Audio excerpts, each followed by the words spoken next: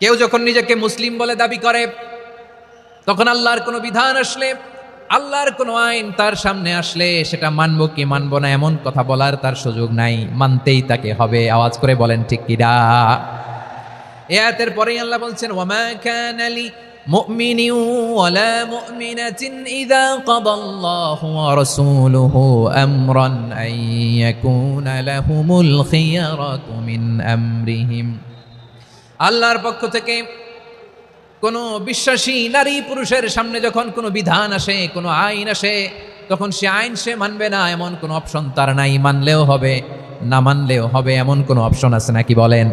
এমন কোনো অপশন নাই। আল্লাহর আদেশ আসার সাথে সাথেই সেটার সামনে আমরা সারেন্ডার। ঠিক কিনা বলেন? আল্লাহর আদেশ আসলেই সারেন্ডার, আল্লাহর কথা আসলেই সারেন্ডার। এখানে আমার কথা চলবে? প্রিয় ময়মনসিংহবাসী, আওয়াজ করে বলেন, আল্লাহর আদেশের সামনে আমার নিজের কোনো ইচ্ছা আছে? আমার কোনো কথা আছে? যারা আল্লাহর আদেশের সামনে নিজেকে সঁপে দেয়, যারা আল্লাহর আদেশের সামনে নিজের ইচ্ছাকে বিসর্জন দেয়, যারা আল্লাহর বিধানের সামনে নিজের কথা, খায়েশ সবকিছুকে স্যাক্রিফাইস করে, তারাই হচ্ছে মুসলিম। সুবহানাল্লাহ বলেন। এজন্য আল্লাহ বলেন, আমার প্রিয় বান্দাদের প্রথম বৈশিষ্ট্য তারা হচ্ছে ইন্নাল মুসলিমিনা ওয়াল মুসলিমাতি, তারা আমার বিধানের সামনে আত্মসমর্পণ করে, আমার আইনের সামনে আত্মসমর্পণ করে, আমার কথার সামনে তারা কোনো কথা বলে না। কারণ গোটা দুনিয়ায় আকাশে কিংবা জামিনে যেখানেই যেটা থাক না, সব সারেন্ডার করেছে এক সত্তার সামনে। জোরে বলেন তিনি কে? রাব্বুল আলামিন বলেন, ওয়ালাহু আসলামা মান ফিস সামাওয়াতি ওয়াল আরদি তাওআন ওয়া কারহা ওয়া ইলাইহি ইউরজাউন। আকাশ কিংবা জমিনে যেখানেই যেটা থাকে না, সব কিছু সারেন্ডার করেছে একজনের সামনে। আওয়াজ করে বলতে হবে তিনি কে? সব আল্লাহর সামনে সারেন্ডার করে। সারেন্ডার। আমরাও আল্লাহর ইচ্ছার সামনে সারেন্ডার। আল্লাহর কোনো বিধান দিয়ে যদি কেউ কোনো নসিহত করে, আপনি শুনবেন না? না রেগে যাবেন? আল্লাহর আইন দিয়ে যদি আপনাকে আদেশ করা হয়, উপদেশ দেওয়া হয়, আপনি শুনবেন না? নাকি রিয়্যাক্ট করবেন? না, খবরদার, রিয়্যাক্ট করা যাবে না। আল্লাহর বিধানের সামনে বিশ্বাসী বান্দার কোনো অপশন থাকে না, কথা থাকে না। চিল্লায় বলেন ঠিক কিনা? ঠিক যেমন সাইয়েদনা ইব্রাহিম আলাইহিস সালাম আত্মসমর্পণ করেছেন। আল্লাহ তাআলা বলেন, ইয ক্বালা লাহু রাব্বুহু আসলিম ক্বালা আসলামতু লিরাব্বিল আলামিন। যখন আল্লাহ সাইয়েদনা ইব্রাহিম আলাইহিস সালামকে বললেন, ও ইব্রাহিম, ইসলাম ধর্ম গ্রহণ করো, আত্মসমর্পণ করো, সারেন্ডার করো, আল্লাহর খালিল ইব্রাহিম আলাইহিস সালাম কোনো কথা চিন্তা না করে, ডানে বায়ে না তাকিয়ে, কোনো কিছু না ভেবে মুহূর্তেই বলে, আসলামতু লিরাব্বিল আলামিন। গোটা বিশ্বের রব আল্লাহর সামনে আমি ইসলাম ধর্ম গ্রহণ করলাম, সারেন্ডার করলাম। সুবহানাল্লাহ বলেন। আল্লাহ বলতে দেরি, সারেন্ডার করতে দেরি নাই। এভাবে নিজেকে আল্লাহর সামনে সঁপে দিতে হবে। আবার সাইয়েদনা ইউসুফ আলাইহিস সালাম বললেন, তাওয়াফফানি মুসলিমান ওয়া আলহিকনি বিস-সালিহিন। ও আল্লাহ, মুসলিম হিসেবে তুমি আমাকে মৃত্যু দাও, আর নেককারদের সাথে তুমি একত্রিত হওয়ার তৌফিক দাও। তাহলে আত্মসমর্পণকারী হিসেবে আমরা বাঁচতেও চাই, মরতেও চাই। ঠিক কিনা বলেন? আমার প্রিয় ময়মনসিংহের ভাইয়েরা, এই দুনিয়াতে সব নবীরা মুসলিম ছিলেন। সব নবীরা সাইয়েদনা ইব্রাহিম আলাইহিস সালামের মতো, ইউসুফ আলাইহিস সালামের মতো আল্লাহর আদেশের সামনে আত্মসমর্পণ করেছেন। আল্লাহর সামনে নিজেকে সঁপে দিলেই সম্মান, আল্লাহর সামনে আত্মসমর্পণ করলেই ইজ্জত। ইসলামকে রেখে দিয়ে অন্য কোথাও ইজ্জত খুঁজলে আমাদেরকে বেইজ্জতি করে ছাড়বেন কে? এজন্য ওমর ফারুক রাদিয়াল্লাহু তাআলা আনহু বলতেন, নাহনু কওমুন আ'আজ্জানাল্লাহু বিল ইসলাম ফাইন বিতাগাইনাল ইজ্জাতা বিগাইরিহি আদাল্লানাল্লাহ। আমরা এমন জাতি, যে জাতিকে আল্লাহ তাআলা ইসলামের মাধ্যমে সম্মানিত করেছেন, ইসলাম ছাড়া অন্য কোথাও যদি আমরা সম্মান খুঁজি, আমাদেরকে বেইজ্জত করবেন কে? আমাদের সম্মান ইসলামে। ইসলাম সময়ের অপরিহার্য বাস্তবতা, অপরিহার্য বাস্তবতা। স্যামুয়েল হ্যান্টিংটন একটা বই লিখে গোটা বিশ্ব কাঁপিয়েছেন, দ্য ক্ল্যাশেস অফ সিভিলাইজেশন, সভ্যতার সংঘাত। এই পৃথিবীতে অনেক সভ্যতার উত্থান হয়েছে, পতন হয়েছে। প্রিয় ময়মনসিংহবাসী, আমার কথা শুনতেছেন? হ্যাঁ, শুনতেছেন? আওয়াজ করে পড়েন তো লিল্লাহে তাকবীর। সবাই পড়েননি? এত লক্ষ মানুষ তাকবীর দিলে এই আওয়াজ হয়, আমি বিশ্বাস করি না। সবাই পড়েন নাই? সবাই গলা ছেড়ে দিয়ে আওয়াজ করে পড়ুন তো লিল্লাহে তাকবীর, লিল্লাহে তাকবীর, লিল্লাহে তাকবীর। দ্য ক্ল্যাশেস অফ সিভিলাইজেশন, সভ্যতার সংঘাত। স্যামুয়েল হ্যান্টিংটন একটা বই লিখে গোটা বিশ্ব কাঁপিয়েছেন। বিভিন্ন সভ্যতার উত্থান এই পৃথিবীতে ঘটেছে, আবার পতন হয়েছে। এই পৃথিবীতে এসেছে আর্য সভ্যতা, বৈদিক সভ্যতা, মেসোপটেমীয় সভ্যতা, মহেঞ্জোদারো সভ্যতা, সিন্ধু সভ্যতা, অনেক সভ্যতা। এখন চলতেছে পাশ্চাত্যের ডোমিনেশন, তারা এখন সুপার পাওয়ার। স্যামুয়েল হ্যান্টিংটন বলে এক সভ্যতা, এক সুপার পাওয়ার বেশি দিন প্রভাব খাটাতে পারে না। এই পাশ্চাত্যের এই সভ্যতারও একদিন কবর রচিত হবে, এটাও একদিন নিচে নামতে বাধ্য হবে।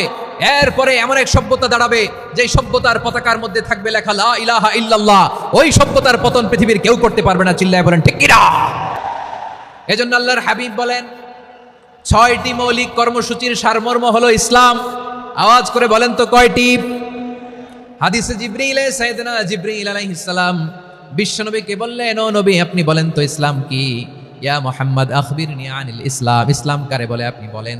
আল্লাহর হাবিব বললেন, আল ইসলাম আন তাশহাদা আল্লা ইলাহা ইল্লাল্লাহ ওয়া আন্না মুহাম্মাদার রাসূলুল্লাহ ওয়া তুকিমাস সালাতা ওয়া তুতিয়াজ যাকাতা ওয়া তাসুমা রমাদানা ওয়া তাহুজ্জাল বাইতা মান ইসতাতাআ ইলাইহি সাবিলা। আল্লাহর হাবিব ফরমান 6টি মৌলিক কর্মসূচির সারমর্ম হলো ইসলাম। এক হলো তুমি সাক্ষী দিবা আল্লাহ ছাড়া কোনো ইলাহ নাই, মুহাম্মদ ছাড়া রাসূল নাই, তিনি আমাদের রাসূল। সালাত কায়েম করবা, যাকাত আদায় করবা, সামর্থ্য থাকলে আল্লাহর ঘরে হজ করতে যাবা। এই 6টা কর্মসূচির সারমর্মের নাম হলো ইসলাম। ময়মনসিংহবাসী আওয়াজ করে বলেন, এই 6টা কর্মসূচির সারমর্মের নাম কি? তাহলে 1 নম্বর বৈশিষ্ট্য ইন্নাল মুসলিমিনা ওয়াল মুসলিমাতি। এরপরে আল্লাহ বললেন ওয়াল মুমিনিনা ওয়াল মুমিনাতি, বিশ্বাসী নারী এবং পুরুষ, আত্মসমর্পণকারী নারী এবং পুরুষ যেমনি আল্লাহর কাছে প্রিয়, ইমানদার পুরুষ এবং নারীরাও আল্লাহর কাছে প্রিয়। পড়েন সুবহানাল্লাহ। মুমিনিনা ওয়াল মুমিনাতি। দেখেন, আমি আলোচনার শুরুতেই বলেছি এই আয়াতে আল্লাহ তাআলা পুরুষদের কথা বলার সাথে সাথে পাশাপাশি কাদের কথা বলেছেন? নারীদের কথা। আওয়াজ করে বলেন কাদের কথা? হ্যাঁ, নারীদের কথা বলেছেন। এজন্য মুমিনিনা ওয়াল মুমিনাতি, আল্লাহ ইমানদার পুরুষদের যেমনি পছন্দ করেন, ইমানদার নারীদেরকেও তিনি পছন্দ করেন। ঈমান মানে হচ্ছে স্বীকৃতি দেওয়া। ঈমান মানে স্বীকৃতি দেওয়া। কিসের স্বীকৃতি? বিশ্বাসের স্বীকৃতি। কিসের? মাশাআল্লাহ, বিশ্বাসের স্বীকৃতি। এই পৃথিবীতে বিশ্বাসের দাম বড্ড বেশি। এই পৃথিবীতে সবচেয়ে দামি জিনিস কি? বিশ্বাস। বিশ্বাস ছাড়া এই জগৎ চলে? স্বামী স্ত্রীর সম্পর্ক কিসের উপর টিকে থাকে বলেন তো? হ্যাঁ, বিশ্বাসের উপর টিকে থাকে। স্বামী স্ত্রীর সম্পর্ক টিকে থাকে বিশ্বাসের উপর। আচ্ছা, পার্টনারশিপে যারা ব্যবসা করেন, পার্টনারশিপের বিজনেস, এটা টিকে থাকে কিসের উপর? বিশ্বাসের উপর। এই জগৎটাই চলে বিশ্বাসের উপর। বিশ্বাসীরা এই পৃথিবীতে না থাকলে আল্লাহ এই পৃথিবীও টিকায় রাখতেন না। একজন বিশ্বাসী এই পৃথিবীর বুকে বেঁচে থাকলে আল্লাহ তাআলা এই পৃথিবী ধ্বংস করবেন না। চিল্লায় পড়েন আল্লাহু আকবার। এই পৃথিবীর সবচেয়ে দামি বস্তু বিশ্বাস, সবচেয়ে দামি। বিশ্বাস দিয়ে এই পৃথিবী চলে। এজন্য জ্ঞানীরা বলে বিশ্বাসে মিলায় বস্তু, তর্কে বহুদূর। বলে না? বিশ্বাসে মিলায় বস্তু, তর্কে বহুদূর। ও আমার প্রাণের ময়মনসিংহের ভাইরা, এই জমিন চলে বিশ্বাসে। বিশ্বাস এই পৃথিবীর সবচাইতে দামি সম্পদ। এজন্য একজন বিশ্বাসী জমিনের মধ্যে বেঁচে থাকলে এই জমিনের উপর আল্লাহ প্রলয়ঙ্কারী কিয়ামত দিবে না। এজন্য আল্লাহ বললেন ওয়াল মুমিনিনা ওয়াল মুমিনাতি, বিশ্বাসী পুরুষ এবং নারীকে আমি আল্লাহ বড্ড ভালোবাসি। তারা এমন ভাবে বিশ্বাস করে না দেখে বিশ্বাস। আল্লাহ বলছেন আল্লাযীনা ইউমিনুনা বিল গায়বি ওয়া ইউকিমুনাস সালাহ, আমার বিশ্বাসী বান্দারা না দেখে বিশ্বাস করে। অদৃশ্যের প্রতি তারা বিশ্বাস রাখে, না দেখে বিশ্বাসটাই আসল বিশ্বাস। ঠিক কিনা বলেন? আচ্ছা, বুঝে থাকলে উত্তর দেন। আমার হাতে 3টা চকলেট নিয়ে যদি আমি বলি এই যে আমার হাতে চকলেট, তুমি বিশ্বাস করো? আপনি তো বলবেন করি, কারণ চকলেট তো দেখা যায়। বিশ্বাস না করে যাবেন কই? কিন্তু আপনারা না দেখায়া 3টা চকলেট এরকম মুষ্টিবদ্ধ করে পিছনের দিকে নিয়ে যদি বলি বন্ধু আমার পিছনে ডান হাতের মুঠায় কিন্তু 3টা চকলেট আছে, বিশ্বাস করো? ও না দেখেও যদি বলে বন্ধু তুই যেহেতু বলছিস বিশ্বাস করি, যদি করে এটাই আসল বিশ্বাস। না দেখে বিশ্বাস করাটাই আসল বিশ্বাস। চিৎকার করে বলেন ঠিক কিনা? এজন্য আল্লাহ বললেন না দেখে বিশ্বাস হলো আসল বিশ্বাস। অদৃশ্যের প্রতি বিশ্বাসকে বলে প্রকৃত বিশ্বাস। আল্লাযীনা ইউমিনুনা বিল গায়ব, আমার বান্দারা না দেখে আমি আল্লাহর উপর বিশ্বাস করে। এবার বিশ্বনবী বললেন 6টি মৌলিক কর্মসূচির সারমর্মের নাম যেমনি হলো ইসলাম, ঠিক তেমনি 6টি মৌলিক বিশ্বাসের বিষয়ের উপর ঈমান আনার নাম হলো বিশ্বাস। সুবহানাল্লাহ বলেন। 6টা মৌলিক বিষয়ের উপর যদি আপনি বিশ্বাস রাখেন এটা হচ্ছে ঈমান। সেটা কি? সাইয়েদনা জিবরাইল বললেন ইয়া মুহাম্মদ আখবিরনি মাল ঈমান। ঈমান কারে বলে বলো। আল্লাহর নবী বললেন আন তুমিনা বিল্লাহ, আল্লাহর উপর ঈমান আনবা। কার উপর? আরো জোরে বলেন কার উপর? আল্লাহ নামটা আপনাদের ভাল লাগে? আল্লাহর জিকির যে করছেন কেমন লাগে? সবাই মিলে গলা ছেড়ে আল্লাহরে ডাক দেন তো, বলেন আল্লাহ। আরো জোরে আল্লাহ। প্রাণ খুলে একসাথে ইয়া আল্লাহ।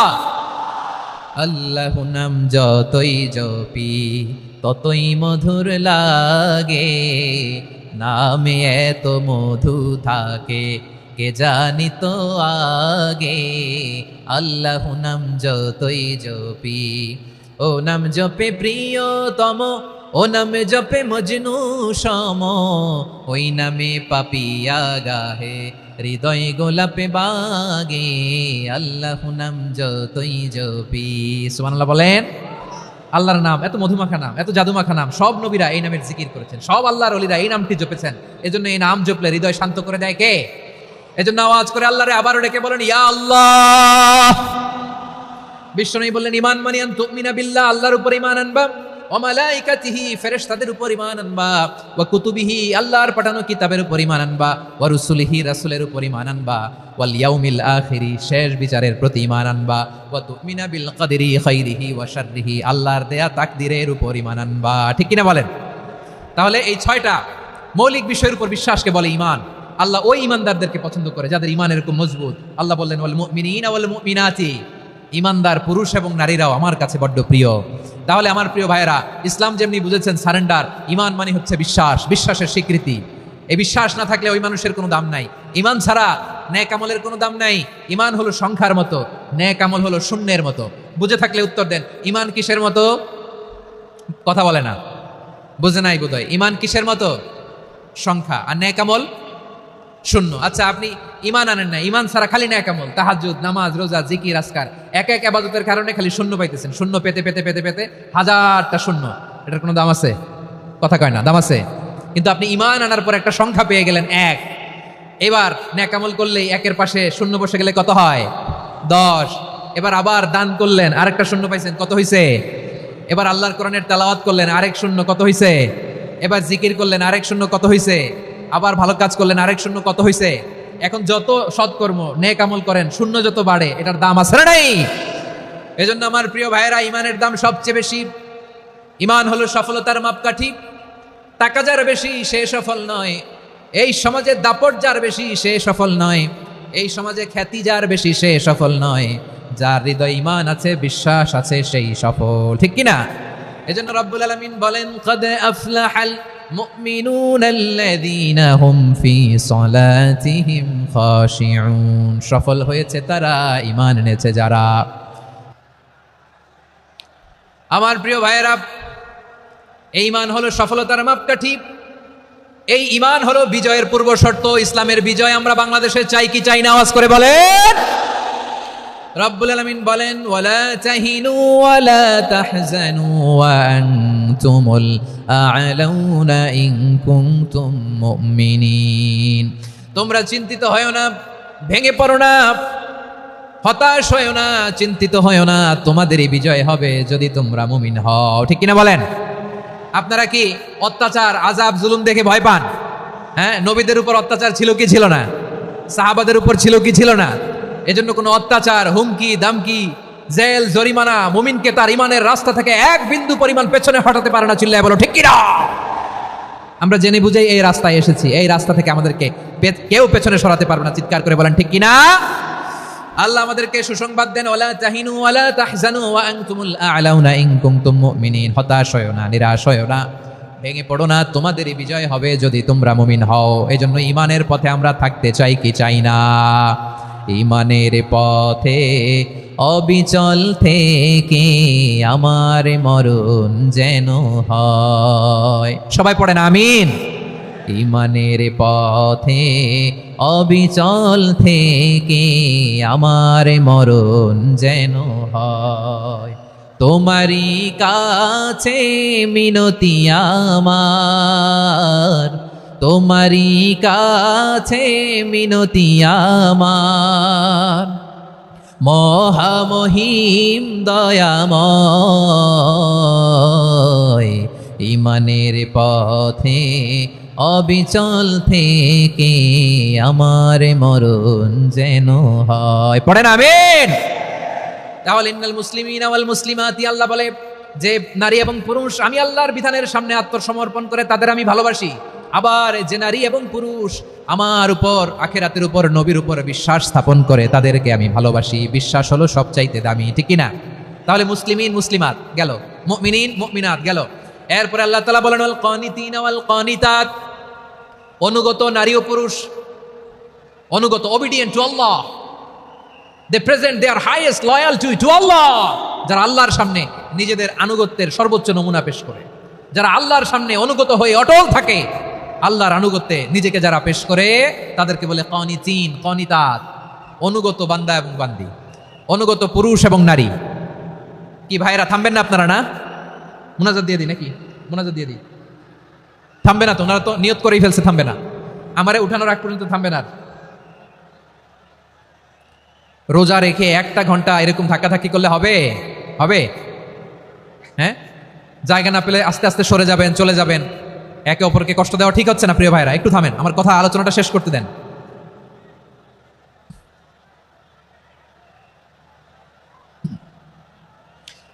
ওয়াল কানিতিনা ওয়াল কানিতাত, অনুগত বান্দা বান্দীদেরকে আল্লাহ বড় ভালোবাসেন। আল্লাহ বলেন হাফিযু আলাস সালাওয়াতি ওয়াস সালাতিল ওয়াসতা ওয়া কুমু লিল্লাহি কানিতিন, তোমরা নামাজগুলোকে যত্নের সাথে আদায় করো, বিশেষ করে মধ্যম নামাজ, আসরের নামাজ।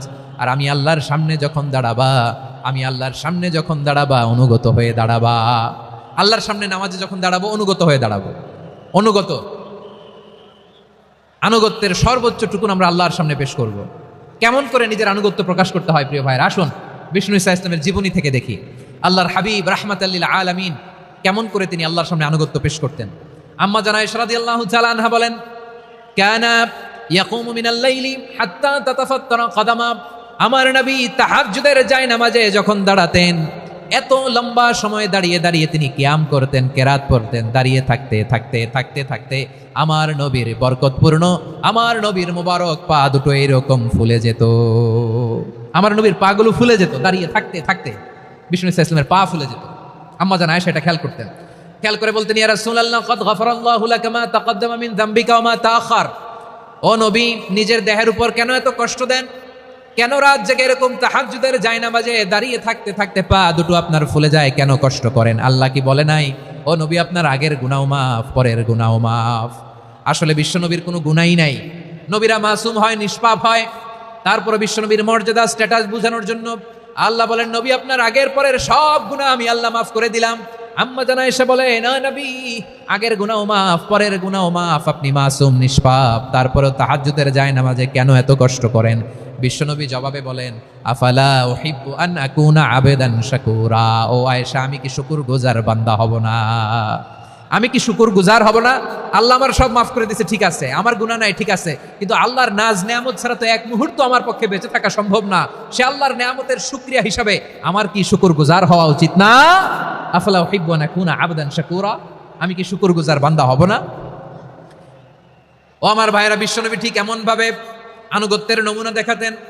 এখানেই শেষ নয়, আম্মা জানা এসে বলেন, তাহাজ্জুদের জায়নামাজে দাঁড়িয়ে থাকতে থাকতে ফালাম ইয়াজাল ইয়াবকি হাত্তা বাল্লা লিহিয়াতাহু, আমার নবী কেরাত পড়তে পড়তে কাঁদতে কাঁদতে দাড়ি বেয়ে বেয়ে ওনার পানি ঝরতো। আরেক জায়গায় এসেছে হাত্তা বাল্লা হাজারাহু, নবীর জামা ভিজে যেত চোখের পানিতে। অন্য বর্ণনায় এসেছে হাত্তা বাল্লাল আরদা, সিজদায় লুটিয়ে পড়ে যখন বিশ্বনবী কান্না করতেন, বিশ্বনবীর চোখের পানি দিয়ে জমিন ভিজিয়ে যেত, জমিন ভিজিয়ে দিতেন। কি আনুগত্য, কি আনুগত্য! এরপরে নামাজ শেষে দোয়ার মধ্যে বিশ্বনবী বলতেন, আল্লাহুম্মা ইন্নী আবদুক, ও আমার আল্লাহ আমি আপনার দাস, ওয়াবনু আবদিক, দাসের ঘরের দাস, ওয়াবনু আমাতিক, দাসীর ঘরের দাস। সুবহানাল্লাহ, কি বিনয়! দোয়াতে বলতেন, আল্লাহ আমি আপনার দাস, দাসের ঘরের দাস মানে আমার বাবা আব্দুল্লাহ আপনার দাস, দাসীর ঘরের দাস মানে আমার মা আমিনা আপনার দাস। সুবহানাল্লাহ। নাসিয়াতি বিয়াদিক, আমার মাথার চুলের ঝুঁটি আপনার হাতের মুঠোয়, আপনি যেখানে টানেন ওইখানে আমি যেতে বাধ্য। আপনি আমার চুল ধরে ডানে টান দিলে আমি ডানে যাই, বায়ে টান দিলে আমি বায়ে যাই, আমার কোনো ক্ষমতা নাই, সব ক্ষমতা আপনার। দেখেন, যেই নবীর কোনো গুনাহ নাই উনি দোয়ার সময় বলতেন, আল্লাহ আমি আপনার দাস, দাসের ঘরের দাস, দাসীর ঘরের দাস, আমার মাথার চুলের ঝুঁটি আপনার হাতের কবজার ভিতরে, এদিকে টান দিলে আমি এদিকে যেতে বাধ্য, ওদিকে টান দিলে ওদিকে যেতে বাধ্য। যেই নবীর কোনো গুনাহ নাই নামাজে দাঁড়িয়ে থাকতে থাকতে পা ফুলায় ফেলতেন, যেই নবী নিষ্পাপ, কোনো গুনাহ নাই, কাঁদতে কাঁদতে দাড়ি ভিজায় ফেলতেন, জামা ভিজায় ফেলতেন, সিজদায় পড়ে জমিন ভিজায় ফেলতেন। পড়েন সুবহানাল্লাহ। আমরা তখন দাঁড়িয়ে বলি আল্লাহুম্মা ইয়্যাকা না'বুদু ওয়া লাকা নুসাল্লি ওয়া নাসজুদ ওয়া ইলাইকা নাসআ ওয়া নাহফিদ নারজু রাহমাতাকা ওয়া নাখশা আযাবাকা ইন্না আযাবাকাল জিদ্দা বিল কুফফারি মুলহিক। আল্লাহ, আপনার কাছে চাই, আপনার কাছে প্রার্থনা করি, আপনার আযাবকে ভয় করি, আপনি ছাড়া আমাদের বাঁচাবার কেউ নাই। কুনুতের মধ্যে আমরা এই দোয়া করি কি করি না? অনুগত হয়ে এই দোয়া করি। যারা রমজানের শেষ দশকে মক্কা শরীফে থেকেছেন তারা শাইখ আব্দুর রহমান সুদাইসের কুনুত পেয়েছেন। যারা পেয়েছেন অথবা কেউ টিভিতে ভিডিওতে দেখেছেন, শাইখ আব্দুর রহমান সুদাইস 27-এর আলোচনায় 45 মিনিট থেকে 1 ঘন্টা দোয়ায় কুনুত পড়ে।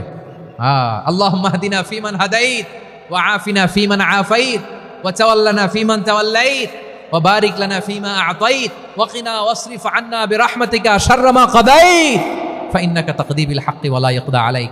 এমন ভাবে হেরেম শরীফে মক্কায় শাইখ আব্দুর রহমান সুদাইস দাঁড়িয়ে হাত তুলে লক্ষ লক্ষ উমরা পালনকারীদেরকে নিয়ে এক মুনাজাত ধরে কাঁদতে কাঁদতে মানুষ বেহুশ হয়ে যায়। দোয়ার কথা শুনে গায়ের লোম খাড়া হয়ে যায়, হৃদয় বিগলিত হয়ে যায়, চোখ দিয়ে দাঁড় করে পানি নামতে থাকে। 27-এর রাতে মক্কায় শাইখ আব্দুর রহমান সুদাইসের দোয়ায় কুনুত যদি শোনেন, অনুগত হয়ে আল্লাহর কাছে চাওয়াকে বলে কুনুত। আল্লাহ বলেন আল কানিতিনা ওয়াল কানিতাতি, অনুগত বান্দাদেরকে আমি পছন্দ করি। আমার 3 নাম্বার পছন্দনীয় বান্দা হলো অনুগত নারী ও পুরুষ। সুবহানাল্লাহ পড়েন। তাহলে 10টার মধ্যে 3টা চলে গেল। কয়টা? 4 নম্বরে সাদিকিন সাদিকাত, সত্যবাদী নারী ও পুরুষ।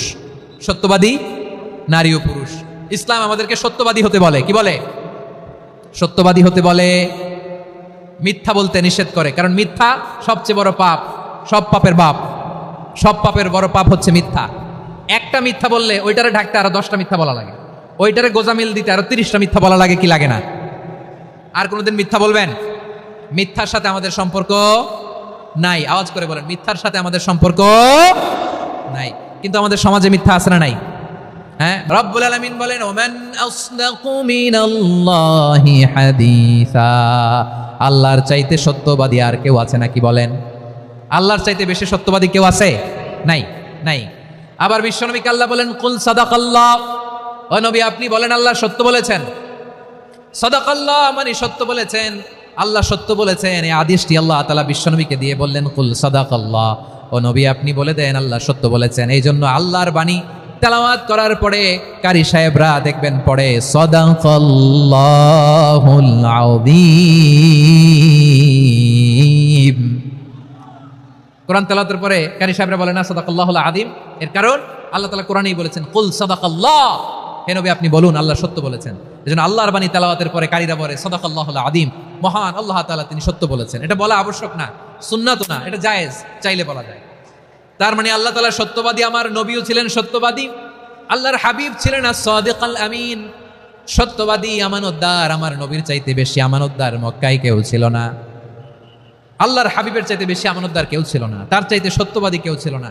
আমার নবী ওনার গোটা জিন্দেগিতে একটা মিথ্যাও বলে নাই। সুবহানাল্লাহ পড়েন। আল্লাহর হাবিব রাহমাতুল লিল আলামিন উনি জিন্দেগিতে কখনো একটা মিথ্যা বলেছেন? কথা কি শুনতেছেন? হ্যাঁ শুনতেছেন? আল্লাহর নবী জীবনে কোনোদিন মিথ্যা বলছেন? না, বলেন নাই।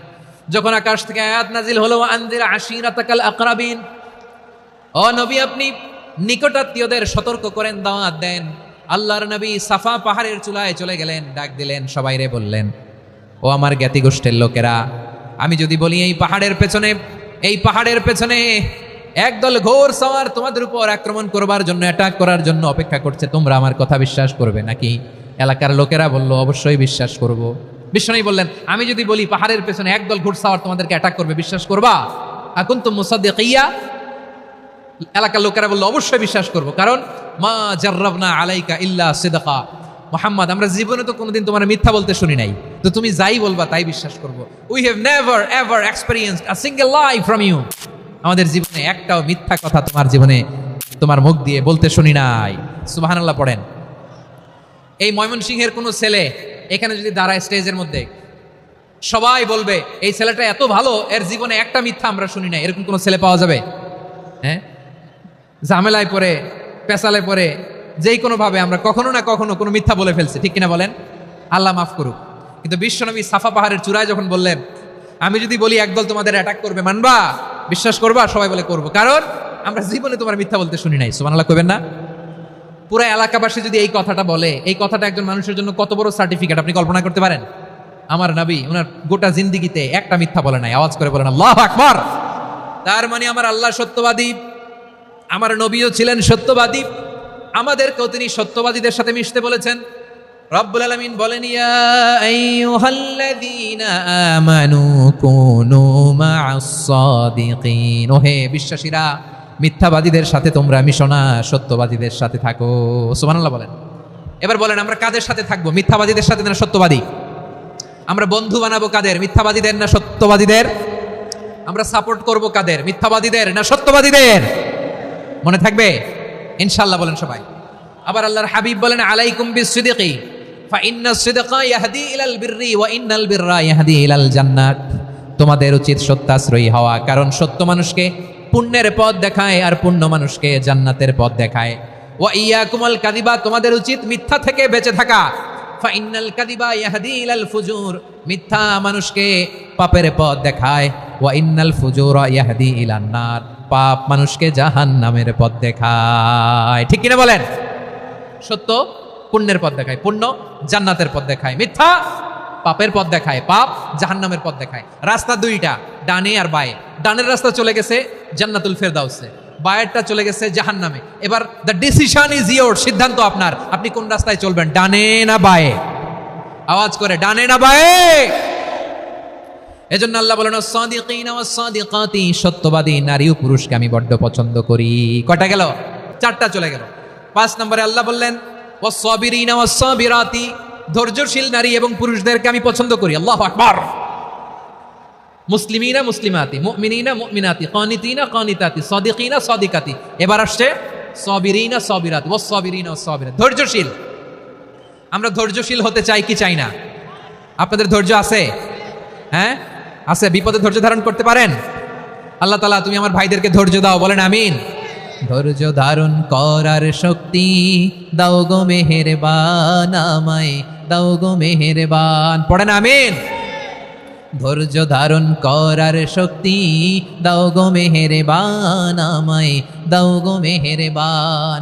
বুকের ভেতর ব্যথার নদী বইছে অবিরাম, বইছে বইছে অবিরাম। সবাই পড়ুন, ধৈর্য ধারণ করার শক্তি দাও গো মেহেরবান, আমায় দাও গো মেহেরবান। ধৈর্য ধারণ করার শক্তি দাও গো মেহেরবান, আমায় দাও গো মেহেরবান। বুকের ভেতর ব্যথার নদী বইছে অবিরাম, পড়েন আমিন। তাহলে আল্লাহ তাআলা বললেন, সাবিরিনা ওয়াস সাবিরাতি, ধৈর্যশীল নারী এবং পুরুষকে আমি আল্লাহ বড্ড পছন্দ করি।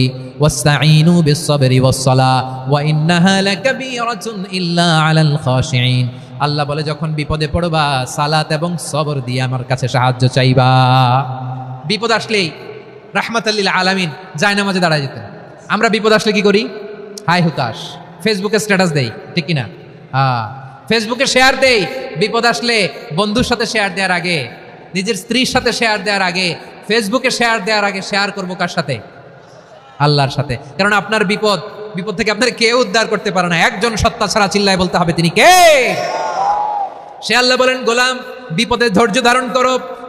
আল্লাহর হাবিবকে আল্লাহ সান্ত্বনা দিচ্ছেন, ওয়াসমির আলা মা ইয়াকুলুনা ওয়াহজুরহুম হাজরান জামিলা।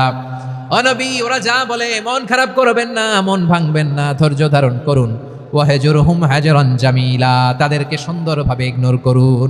আমার নবীকে গালি দিত কবি বলে, গণক বলে, পাগল বলে, জাদুকর বলে, লেস কাটা বলে। আমার নবী নাকি লেস কাটা, নাউজুবিল্লাহ পড়বেন না। আমার নবী নাকি নির্বংশ, ওনার বংশ নাকি দুনিয়াতে টিকবে না। বলে, মুহাম্মদ তোমার কোনো ছেলে সন্তান বেঁচে নাই, তোমার বংশ নির্বংশ হবে। আল্লাহ বলে, ইন্না শানিয়াকা হুয়াল আবতার। আমার নবীকে যারা বলেছে নির্বংশ, ওরাই আসলে নির্বংশ। আমার নবীরে কাফিরেরা যেমনি গালি দিত, এই যুগে আমাদেরকেও গালি দেয় এমন কিছু লোক আছে না নাই? আমার নবীকে গালি দিত গণক, জাদুকর, এরপর গালি দিত পাগল, নির্বংশ বলে। আর আমাদেরকে গালি দেয় মৌলবাদী বলে, আমাদেরকে গালি দেয় রাজাকার বলে। রাজাকার শব্দটা তো এখন একটা অ্যাওয়ার্ড হয়ে গেছে, অ্যাওয়ার্ড। হ্যাঁ, রাজাকার রাজাকার গালি দেওয়ার দিন শেষ। কি দিন আসলো, সুবহানাল্লাহ কইবেন না? আল্লাহ তো আমাদেরকে দেখাইছে, রাজাকার শব্দটা এখন একটা অ্যাওয়ার্ড হয়ে গেছে। সুবহানাল্লাহ, সুবহানাল্লাহ। পরিস্থিতি পাল্টে দিতে আল্লাহর সময় লাগে না, চিল্লায় বলেন ঠিক কিনা? আমাদেরকে বলে মৌলবাদী। আমরা আসল কথা বলি, ভালো কথা বলি, দেশপ্রেমের কথা বলি, আমরা জনগণের কথা বলি, আমরা মা মাটি ও মানুষের কথা বলি, আমরা ইসলামের কথা বলি, আমরা দেশের সমৃদ্ধির কথা বলি, এজন্য আমাদেরকে বলে মৌলবাদ। আবার আমাদেরকে বলে ধর্ম ব্যবসায়ী, আছে না নাই? আমরা ধর্মের সত্য কথা প্রচার করি, যেটা দেশের ভালো জনগণের ভালো সেটা উপস্থাপন করি, আমাদেরকে বলে ধর্ম ব্যবসায়ী। আমার প্রিয় ভাইরা, যারা ইসলামের কথা বলে, যারা কোরআনের কথা বলে, এরা ধর্ম ব্যবসায়ী নয়। খবরদার, আলেমদের বিরুদ্ধে দাঁড়াবেন না। আলেমদের পক্ষে থাকলে আপনার জীবন উজালা করে দিবে কে? কোন আলিমান আও মুতাআল্লিমান আও মুত্তাবিআন আও মুহিব্বান ওয়ালা তাকুনিল খামিস ফাতাহলিক। হয় আলেম হও, নয় আলেমের ছাত্র হও, নয় আলেমকে মহব্বত করো, নয় আলেমকে সাপোর্ট করো। এই চারটা করো, 5 নাম্বার হয়েও না, আলেম বিদ্বেষী হয়েও না, তাহলে দুনিয়াও শেষ, আখিরাতও শেষ। চিল্লায় বলো ঠিক কিনা? খবরদার, নিজেকে ইসলামের বিরুদ্ধে দাঁড় করাবেন না। এদেশের আসল পরিচয় ইসলাম। এদেশের আসল পরিচয় কি? আওয়াজ করে বলতে হবে, এদেশের আসল পরিচয়। এদেশে আজান শুনে সূর্য ওঠে শহর গ্রামে, এদেশে আজান শুনে সূর্য ডুবে সন্ধ্যা নামে, এদেশে সকল কাজে সবাই বলে বিসমিল্লাহ, এদেশে ভালো কিছু দেখে শুনে হাসি মুখে সবাই বলে মাশা আল্লাহ, সুবহানাল্লাহ, সুবহানাল্লাহ, সুবহানাল্লাহ, সুবহানাল্লাহ, সুবহানাল্লাহ। ঠিক কিনা বলেন? ও নবীন তরুণ, তোমার কিসের এত ভয়? জেনে রেখো বাংলাদেশের আসল পরিচয়। এদেশের আসল পরিচয় ইসলাম। প্রিয় ময়মনসিংহ, গলা ফাটিয়ে বলো, এদেশের আসল পরিচয় কি? এদেশে পরস্পরে দেখা হলে দেয় সালাম, এদেশে আমজনতার হৃদয় জুড়ে পাক্কা আলাম। ঠিক কিনা বলেন? এদেশে পরস্পরে দেখা হলে দেয় সালাম, এদেশে আমজনতার হৃদয় জুড়ে পাক্কা আলাম, এদেশে খারাপ হলে সর্বজনে সর্বক্ষণে দোয়া পড়ে ইন্না লিল্লাহ, সুবহানাল্লাহ, সুবহানাল্লাহ, সুবহানাল্লাহ, সুবহানাল্লাহ।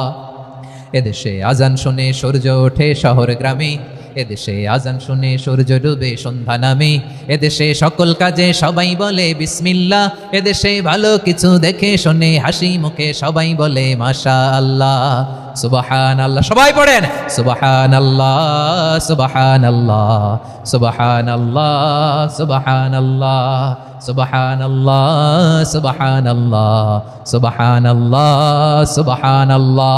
এদেশের আসল পরিচয় ইসলাম। চিৎকার করে বলতে হবে, এদেশের আসল পরিচয় কি?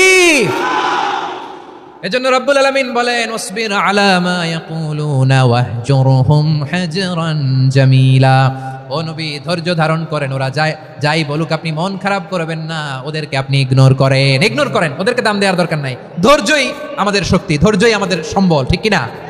আমার প্রিয় ময়মনসিংহবাসী, ধৈর্য এমন একটা গাছ। আমার দিকে তাকান, খেয়াল করে শুনেন, জরুরি কথা। ধৈর্য এটা এমন একটা গাছ, যেই গাছের চারিদিকে কাটা, কিন্তু এই গাছের ফলটা বড় মিষ্টি। ধৈর্য এমন একটা গাছ, যে গাছের চারিদিকে কাটা, কিন্তু এই গাছের ফল বড় মিষ্টি, সুমিষ্ট। ধৈর্য যদি ধরতে পারেন, এর ফলাফল দিব কে? আমরা 16 বছর ধৈর্য ধরছি না?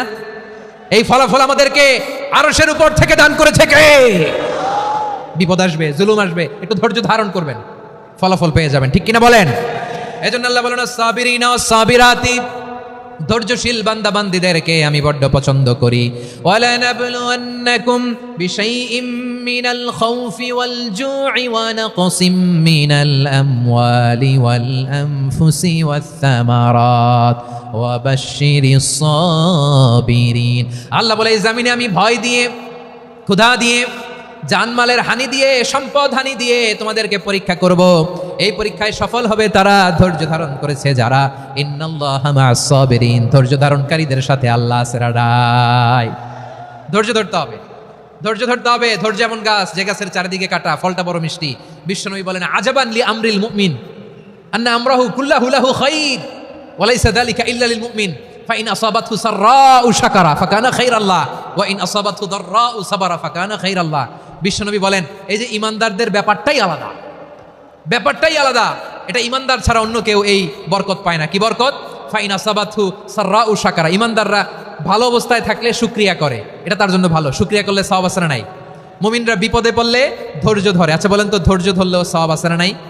তাহলে সুখের সময় শকর, দুঃখের সময় সবর, উইন উইন সিচুয়েশন। আমাদের সারা জীবনই এই দুই আমল আছে না নাই? হয় আমরা শকর গুজার হই, নয় সবর করি। সুখের দিনে আমরা শকর গুজার হই, বিপদের দিনে সবর ইখতিয়ার করি। তাহলে হয় শকর নয় সবর। যখনই থাকি, যে অবস্থায় থাকি, আমাদের সওয়াব আছে না নাই?